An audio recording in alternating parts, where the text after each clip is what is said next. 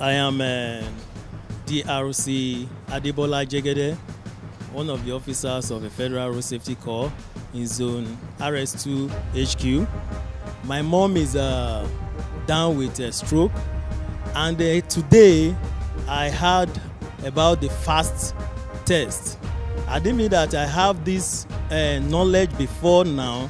I think maybe my mom would have been rescued, but I want to give God the glory that at least this has formed part of my knowledge, and I will grow with it. And whenever any of this occurrence happen, I think I can be a better person to rescue such situation. And I want to say that I've gained immensely on this particular workshop.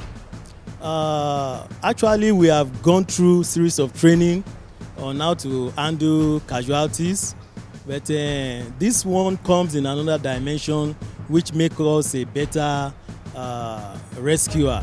And I also want to appreciate the management and staff of Trauma Care International Foundation for this laudable initiative to have come to Federal Road Safety to give us this workshop.